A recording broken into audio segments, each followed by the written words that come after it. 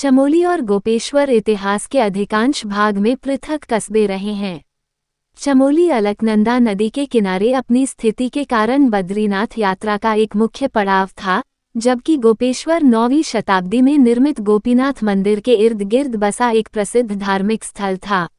शेष गढ़वाल की तरह ही यहाँ भी प्राचीन काल में कत्यूरी राजवंश का शासन था, जिनकी राजधानी पहले जोशीमठ और फिर कार्तिकेयपुर बैजनाथ में थी। 11वीं शताब्दी में कत्यूरी साम्राज्य का विघटन हो गया, जिसके बाद सारा गढ़वाल 52 छोटे छोटे गढ़ों में विभाजित हो गया था।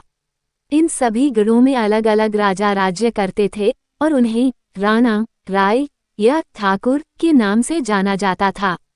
823 में बद्रीनाथ मंदिर की यात्रा पर आए मालवा के राजकुमार कनकापाल ने चांदपुर गढ़ी के मुखिया राजा भानु प्रताप की पुत्री से विवाह कर दहेज में गढ़ी का नेतृत्व प्राप्त किया।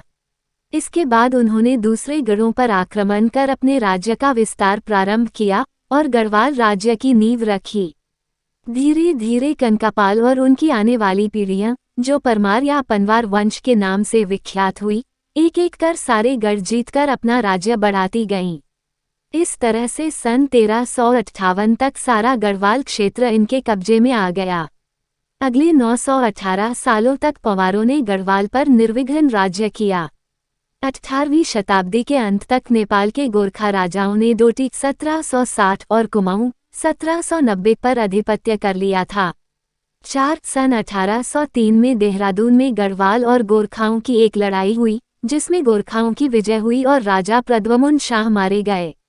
धीरे धीरे गोरखाओं का प्रभुत्व बढ़ता गया और उन्होंने इस क्षेत्र पर करीब 12 साल राज्य किया।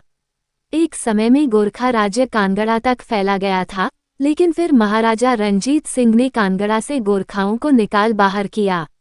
दूसरी तरफ ईस्ट इंडिया कंपनी ने 1814 में गोरखाओं पर आक्रमण कर दिया।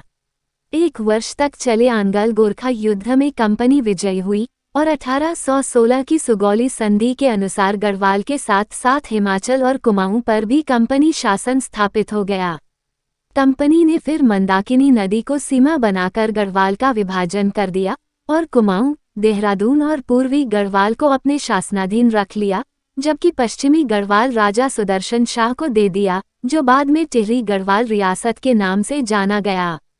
इस विभाजन में यह क्षेत्र पूर्वी गढ़वाल के अंतर्गत आया था और फलस्वरूप कुमाऊं मंडल के अंतर्गत गढ़वाल जिले का भाग बना, जिसकी स्थापना सन 1839 में हुई थी।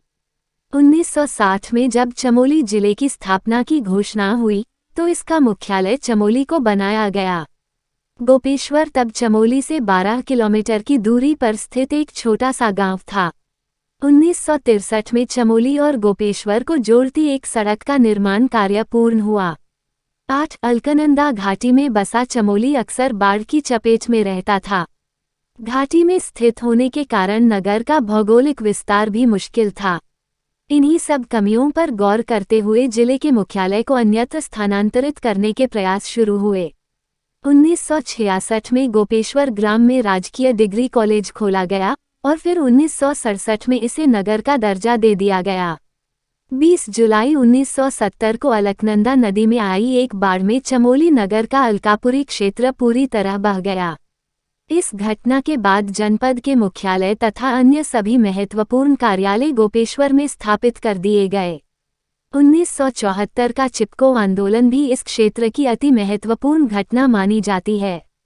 अगले कुछ वर्षों में चमोली और गोपेश्वर नगरों को जोड़कर एकीकृत चमोली गोपेश्वर नगर पालिका परिषद का गठन किया गया।